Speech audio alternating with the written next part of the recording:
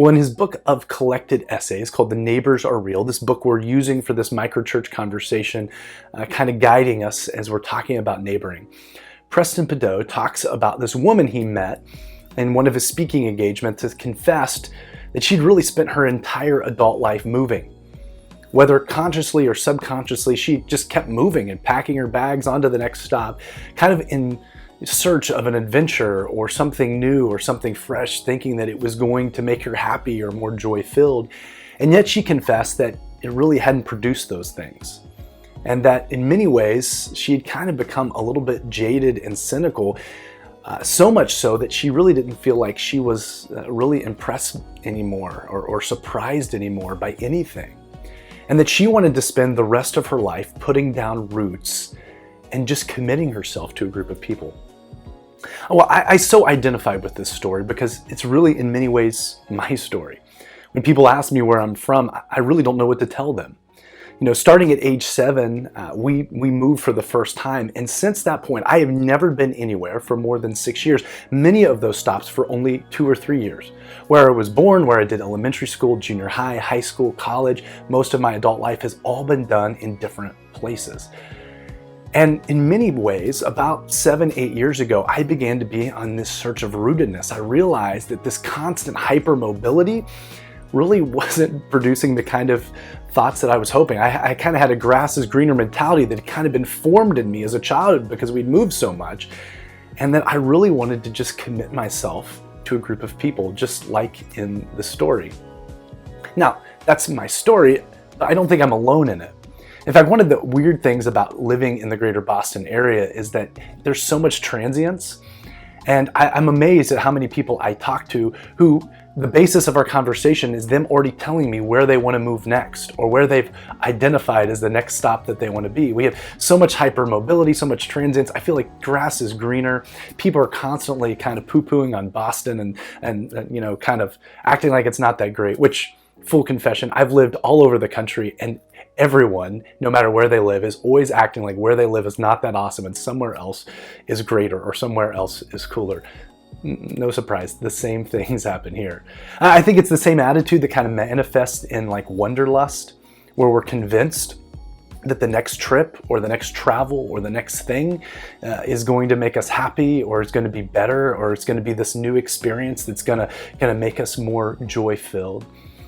And so what are we? We're a culture of people that like scroll Instagram looking at like curated photos of other awesome places. We're constantly trying to keep up, like planning our next trip or reading lists of the most desirable places to live in the country and thinking and dreaming about possibly being there. Our head is always somewhere else. Now, please hear me. There's nothing wrong with travel. It's a good thing for us to disrupt our schedules and our daily lives to get away and find, be refreshed and to relax. There's nothing wrong with moving and sometimes getting a fresh start or going and committing yourself somewhere else. That's why we even moved here, was to say, hey, we want to commit ourselves to people here to kind of showcase the gospel and hopefully put down roots for the rest of our lives. There's nothing wrong with those things. But I think overall, our mindset and our thoughtfulness in the midst of it isn't where it needs to be. And I just want to pose one thought in kind of the second video in this series is, what if the place God has really designed us to experience the most joy is actually right outside our door, right outside our doorstep, right in our own backyards? You see, we're kind of using the fruits of the Spirit that the Apostle Paul talks about in Galatians 5, 22 and 23 to guide all 9 of these based off of Preston Pouteaux's book, where he talks about that if we're in the Spirit, kind of like a vine into our lives, like if we're leaning in and the Spirit is manifesting itself in our lives, that we're going to see love, joy, peace, patience, kindness, goodness, gentleness, faithfulness, and self-control be these fruits that are kind of produced from that. We've already talked about love in our last video, and in this one we're talking about joy. And here's what I know. I don't want us to think that we just are the ones that have joy and we need to go into our dark, scary neighborhoods with all these unhappy, ungrateful people and that we're going to showcase joy. I don't think that's really what I want to get across. I actually think there's more mutuality there than we know. And what I actually think we need to realize is that I think that if we're living into the Spirit, if the Spirit is in us, that the Spirit is going to push us towards community. Yes, the Spirit's going to push us towards God so that we can be one with Him and find joy in our relationship, but it's also going to push us into community with one another. God has designed us to live life in the midst of community. I think the Spirit's going to push us to do life with our neighbors, that it's actually there that joy can be found. It's not in constantly escaping our everyday life or thinking that the next stop or the next place is the place that we're going to find joy or happiness. It's actually in being fully known and fully knowing others. In our neighborhood, I think, is a great starting place for that to take place. For us to realize that there are so many wonderful people that are placed around us, that there's so many wonderful stories, there's so many wonderful talents, there's so many wonderful gifts, there's so much diversity, there's so much culture, there's so many things right outside our doorstep that we miss. And that if we would listen to the Spirit's prompting and would commit more of our lives and our schedules and our time in our neighborhood, I think we would start to sense joy as we are fully known by some of those nearest to us, and we would more fully know them. Yes, we're going to be annoyed. Yes, our neighbors are going to frustrate us sometimes, but we were designed to live life in community. We follow a God that is one in three forms. We call it the Trinity, Father, Son, and Holy Spirit, that is constantly moving in and living into the midst of community. And it's the same way as image bearers of God that we were designed to live. We were designed to live life in community. Our neighborhood, again, is a great canvas for that to take place. What would it look like for us to lean in? We talked about that a little bit in the last video, to increase our proximity and our availability so that, yes, love can happen, but also so that joy can be produced as well. I really think that if we lean into our neighborhoods, we're going to find more joy than we ever could by constantly trying to escape our lives, leaning into where we're actually at and knowing neighbors. Now, there's several different ways that this might happen. For some of us, we live in neighborhoods, and this has been my experience in my life, where there isn't a whole lot of community already built in. Neighbors are quite okay with just like a quick wave or a quick hello, and that's it. They're isolated, they're being individualistic.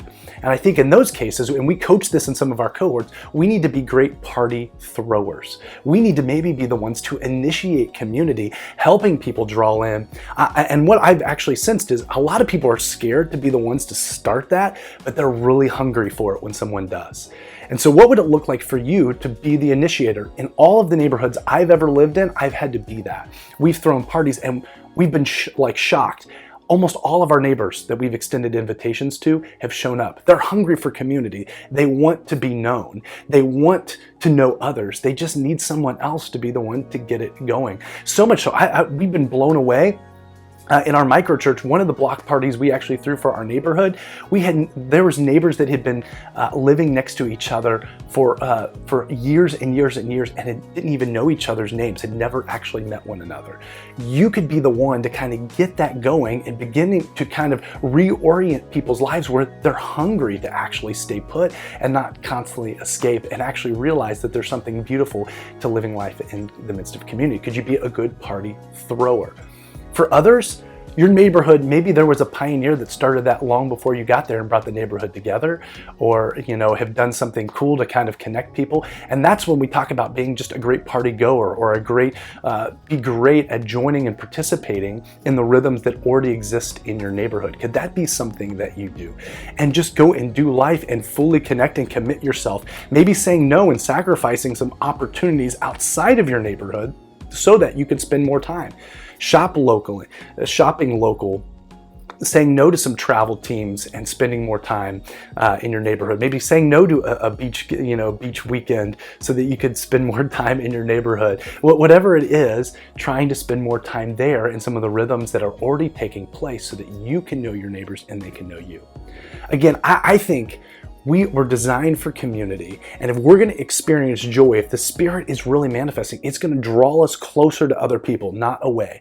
The Spirit is not okay. God is not okay when we're isolated or when we're individualistic. He has designed us to be around others that He has created, and there's joy to be found there. Not always perfect happiness, not that it's going to be butterflies and rainbows all the time, but you will experience joy. And so here's my challenge.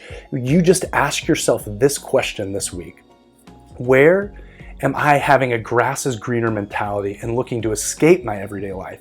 And how can I let go of some of those things so that I can be more fully rooted and get to know the people where God has already placed me? There is joy to be found there, friends. I promise you.